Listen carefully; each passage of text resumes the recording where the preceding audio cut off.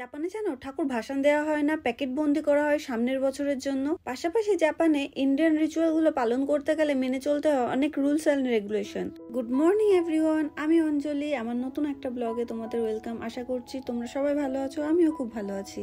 আজ বারটা ছিল রবিবার। ভাগ্যচক্করে এইবার সরস্বতী পুজোটা রবিবারেই পড়েছে, কিন্তু কোথায় সরস্বতী পুজোর দিন থাকবে রোদ্দুর ঝলমলে একটা ওয়েদার, আর আজকে দেখো কালকে রাতেবেলার থেকেই যে ওই বৃষ্টি শুরু হয়েছে, এখনো পর্যন্ত থামার নাম নেই। এই বৃষ্টি মাথায় নিয়েই আমরা চললাম সরস্বতী পুজো এনজয় করতে। বৃষ্টির কারণে আমাদের পৌঁছাতে অনেকটা বেশ দেরিই হয়ে গেছিল। গিয়ে দেখি সবাই খুব সুন্দরভাবে সবকিছু সাজিয়ে গুছিয়ে পুজো করতে বসে গেছে। আর এই হলো আমাদের জাপানের ছোট্ট কিউট ঠাকুর। পুজো তো শুরু হয়ে গেছিল, কিন্তু অঞ্জলি নাকি তখনও পর্যন্ত দেয়া হয়নি। দাঁড়াও আগে অঞ্জলিটা দিয়ে নি।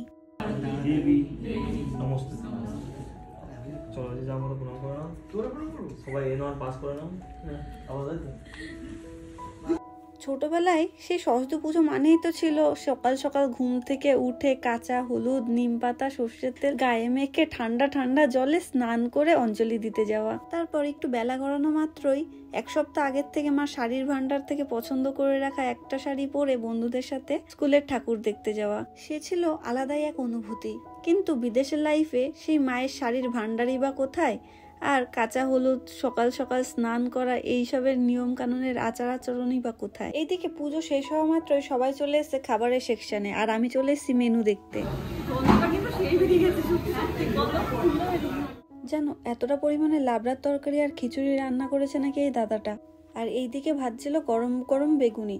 উনি ভেজে নামাতে পারছিল না, কিন্তু সবাই চারপাশে ওনাকে ভিড় করে দাঁড়িয়ে গেছে কতক্ষণে নামবে আর কতক্ষণে মুখে পুরবে। সুন্দর করে কামড় দাও। সব বউরাই না ওইখানে মাথায় ফুল লাগিয়েছিল, শুধু আমি একমাত্রই ছিলাম যে মাথায় ফুল লাগিয়ে যায়নি। সবাইকে দেখে আমারও খুব ইচ্ছা করছিল মাথায় ফুল লাগাতে।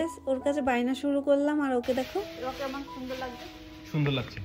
বেলা আস্তে আস্তে গড়িয়ে যাচ্ছিল, পেটে ইঁদুরে দৌড়াদৌড়ির রেসও বেড়ে যাচ্ছিল, তাই বেশি দেরি না করে খেতে বসে গেছিলাম। আগেই তো দেখিয়েছিলাম মেনুতে কিন্তু ছিল অনেক কিছু, খিচুড়ি, লাবড়ার তরকারি, বেগুনি, আর সাইডে ছিল পাঁপড় আর মিষ্টি। আমাকে ছাড়া তোমরা খেতে বসতে পারলা? আমি খাইনি এখনো।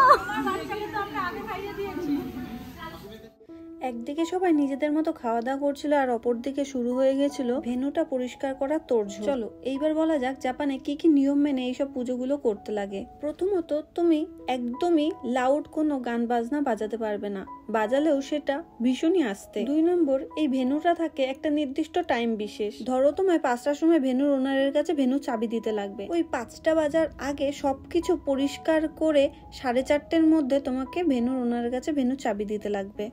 3 নম্বর, ভেন্যুতে তুমি একদমই স্মোক করতে পারবে না। এমনকি পুজো হওয়ার সময় ঠাকুরের সামনে মোমবাতি এবং ধূপধানিও তুমি জ্বালাতে পারবে না, আর যদিও বা জ্বালিয়ে থাকো তাও কিছু কিঞ্চিত সময়ের জন্য। কি নিয়মটা শুনে একটু কেমন লাগলো না? যে পুজো হবে তারপরও ঠাকুরের সামনে ধূপধানি, মোমবাতি এগুলো কিছু জ্বলবে না। হ্যাঁ, এইসব নিয়ম কানুন মেনেই তোমাকে পুজোটা করতে হবে, নয়তো তোমাকে পুজো করার পারমিশন দেওয়া হবে না।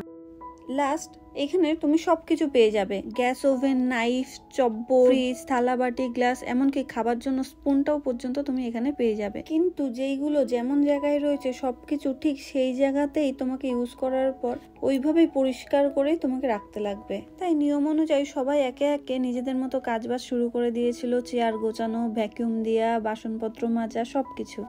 ওইদিকে সবকিছু গোছানোর পর এবার ঠাকুরটার পালা। ঠাকুরটাও এবার প্যাকেট বন্দি হবে আবার আগামী বছরের জন্য। সকালবেলা পুজো শুরু, বিকালবেলা পুজো শেষ। বেশ কেমন একটা অদ্ভুত নিয়ম না? এই দেখো আমাদের ছোট্ট কিউট সরস্বতী। লাউড গান বাজনা বাজানো যাবে না তো কি হয়েছে? তাই বলে কি আমরা মজা করব না? আমরা ভাই বাঙালি মানুষ, যেখানেই যাই সেখানেই নিজেদের মতো হই হট্টগোল চালু করে দিই।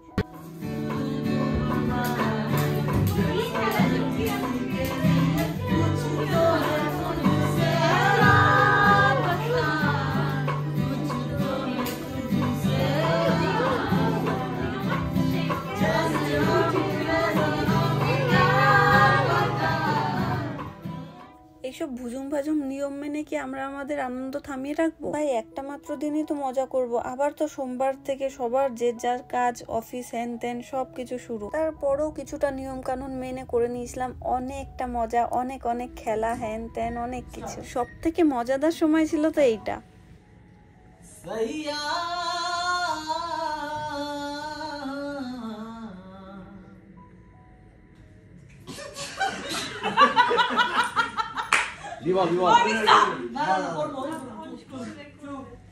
सैया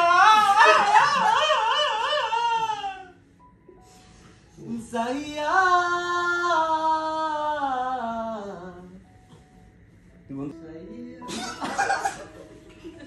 এই সব কিছু মজা যদি উইথ অডিও দিই তাহলে তো তোমাদের পেটে ব্যথাই উঠে যাবে, তাহলে নেক্সট টাইম আর তোমরা আর আমার ভিডিও দেখতে আসবে না।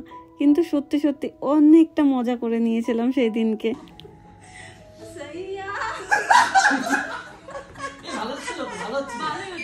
দেখতে দেখতে সময়টা কত তাড়াতাড়ি কেটে গেল, আমাদের ভেনু ছাড়ার সময়ও হয়ে গেছে। আমরা এবার আমাদের চাবিটা দেওয়ার জন্য দাঁড়িয়ে রয়েছি বাইরে। পুজো পুজো পুজো পুজো শেষ, কিন্তু আমরা যতক্ষণ একসাথে আছি আমাদের কিন্তু হুল্লোড় শেষ নেই। ভ্যালেন্টাইনের মাস বাপু পড়ে গেছে, বরের পকেট খসাতে হবে না, তো সেই কথা ভেবেই সব বউরা মিলে চলে গেছিলাম একটা সুপার মার্কেট আরিওতে।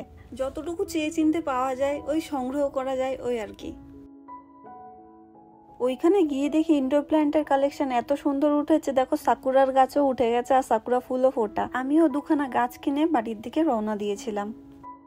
আরিও থেকে আমার বর আমাকে এই দুখানা ইনডোর প্ল্যান্ট কিনে দিয়েছে, একখানা ঘরে এসে সাজানো হয়ে গেছে আর একখানা সাজানোর জন্য এই এরকম একখানা পট কিনতে লাগবে। তো পটটা কেনার পর তো এটাও ফাইনালি সাজিয়ে টাজিয়ে তোমাদের সাথে শেয়ার করব। আজকের ভিডিওটা এখানেই শেষ করছি। ভিডিওটা পুরোটা দেখার জন্য থ্যাংক ইউ। আর ভিডিওটা ভালো লাগলে অবশ্যই like, comment, share and subscribe. Thanks for watching, bye bye.